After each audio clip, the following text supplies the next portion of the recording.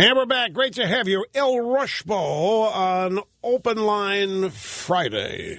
Telephone number is 800-282-2882. Mr. Snerdley feverishly screening calls even at this moment. Now, there was another Huffing and Puffington Post article about the judge's ruling that donors could be made public, Prop 8 donors. And it pointed this out.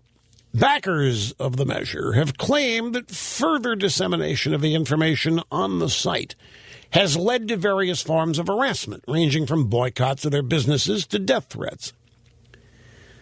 I'm having a mental block. This is not about Prop 8, not even in California. Some businessman in Oregon or the state of Washington, some Republican whose name escapes me, this is 2012 campaign year, it was discovered he'd given a lot of money to Romney. And they targeted this guy and tried to destroy his business. I'm having a mental block on his name. It ended up being talked about on Fox News. It was all over the place. And this guy hung in there despite these assaults on him and his business. He hung in there. He was not intimidated into silence. But, you know, these people, they claim that all this is how they are inclusive, and this is how they're promoting diversity. And they're not. They are exclusionary. There's no diversity tolerated here. You've got to be one way. There is no openness. There is no kindness. There is no compassion. There's no inclusiveness, and there certainly isn't any diversity on the left. It's just a bunch of brown shirts, and if you are not wearing one, you either soon will be or you're going to be ruined. There is no dissent. They have no interest in debating anybody. They have no interest in discussing anything. You disagree with them, you die. Figuratively, you're dead. You don't exist. You're a non-person anymore, and we're going to take you out.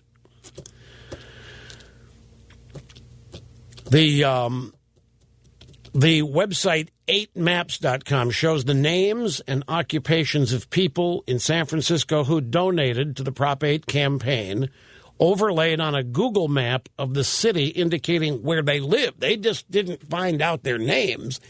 They published their addresses and where these people lived who donated to Prop 8 so that they could be harassed. In his ruling, Judge England noted that small persecuted groups whose very existence depended on some manner of anonymity, such as the Cold War-era Socialist Workers' Party, should be exempted from having to disclose their donors.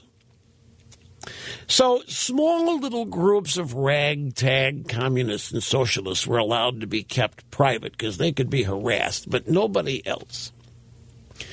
So, you see, communists who want to destroy the country get the protection of anonymity because they're so small and they're so insignificant. We can't harass these poor people, but not people like Brendan Eich. Brendan Eich, he gets no anonymity whatsoever. Brendan Eich gets no presumption of innocence. He gets no anonymity. He gets no privacy whatsoever. Frank Vandersloot was the Romney donor that they hassled. Now, I have here, ladies and gentlemen, a statement by Mitchell Baker, the executive chairwoman at Mozilla. It says Mitchell. It might pronounce it Michelle. I don't know.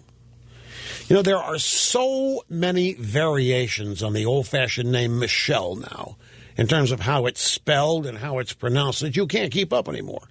It's the one name that a spell check is totally confused by.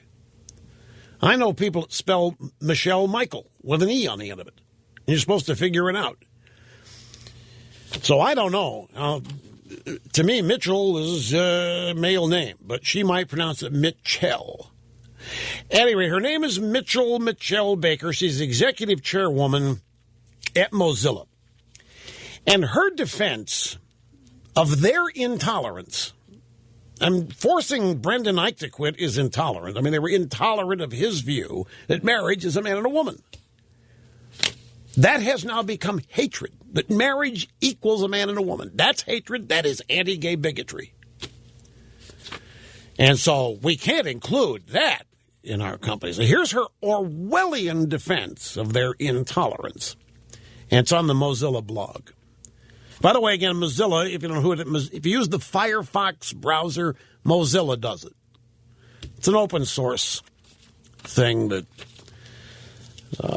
some people like.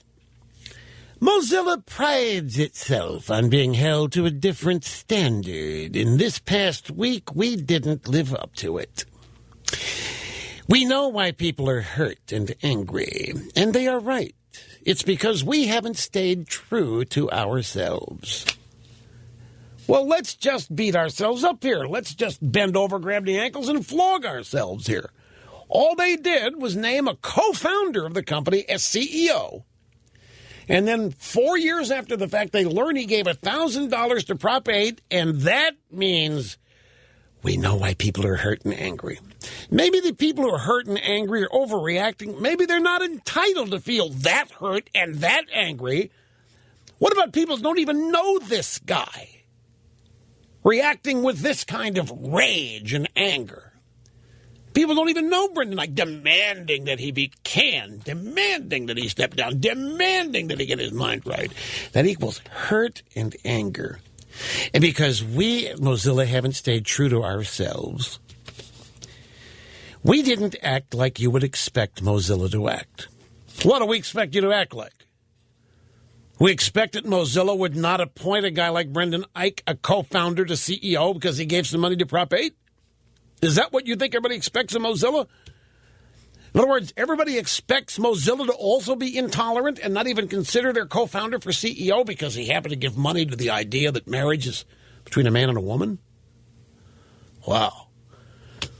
We didn't move fast enough to engage with people once the controversy started. We are sorry. We must do better. I mean, this is a total cave. They're just begging to be forgiven. Oh, we should have known that Brendan was a hate-filled bigot, and we should have never made him CEO. Please forgive us. So they're apologizing for being too slow to condemn somebody for having a different opinion on a politically correct issue. I mean, they've known about his heresy for almost a week. They learned that this guy actually believes that marriage is between a man and a woman. Oh, they've known of his hatred. They've known of his bigotry for a week now. It took them too long to act. Brendan Ike has chosen to step down from his role as CEO. He made this decision for Mozilla and our community. Yeah, Mr. Ike chose to step down like people chose to confess their guilt at Stalin's show trials. Mozilla believes in both equality and freedom of speech. The hell you say? You do? Mozilla believes in equality and freedom of speech? How can you say that with a straight face? After dispatching a CEO because he engaged in free speech, which the Supreme Court just affirmed giving money to a political cause is free speech, so he just got canned because of free speech. And yet, we believe in both equality and freedom. No, you don't. Not even close. That's why this is Orwellian. And as Orwell said, some people are more equal than others. Orwell also said some people can't be trusted with free speech. And now Mozilla is going to decide who they are. Equality is necessary for meaningful speech, and you need free speech to fight for equality. Figuring out how to stand for both at the same time can be hard. No, it's not hard at all. You simply are tolerant. This is truly, it's alternative universe stuff. Equality is necessary. There isn't any at Mozilla. For meaningful speech. You're not interested in meaningful speech. You're interested in speech that conforms.